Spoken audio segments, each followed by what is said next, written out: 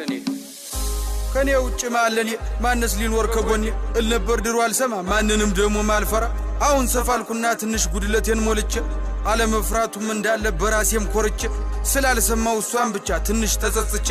አሁን ልዘፍንላት መጣው እሷን አስታውሽ ትለይ ነበር ድሮ እናቴ ባጭር ወንበር አስቀምጣ እድሜ ደርሷልና ልጅ ከገጠር ሚስት አምጣ እኔም ፈገግ ብዬ ትንሽ እንደማፈር እሽኩርምም እያልኩኝ አወየ ልጅ ነገር ትንሿ ጭንቅላቴ ነገሩም ሳይገባት ምትለኝ ልብ ሳልል ከልቤም ሳልሰማት ወሬዋን ቀጠለች አለች እንዲህ አለች ስማ በቃ ገጠር ግባ እናሳ አርሳልበህ ብላ ስማ በቃ ገጠር ግባ እናሳ አርሳልበህ ብላ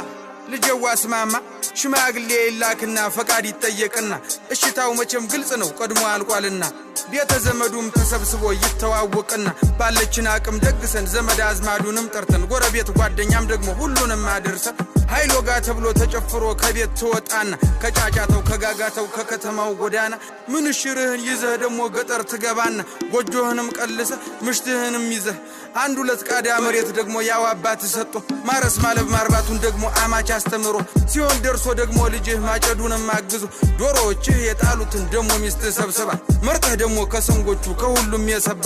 ከቀዩ ከነጩ እያልክ መርጠህ እንድትበላ እኔ ልጥቀምህ ልጅ በቃ ገጠር ግባ እስኪ ስማ በቃ ገጠር ግባ ስትልን ያቋርጫት ደግሞ የኔና ዓላማ የኔን ሐሳብም ነገርኳት ስማ በቃ ገጠር ግባ እናሳ አርሳልበህ ብላ ስማ በቃ ገጠር ግባ እናሳ አርሳልበህ ብላ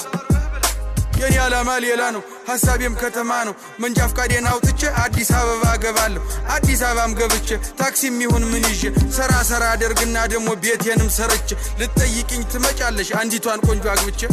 እናቴ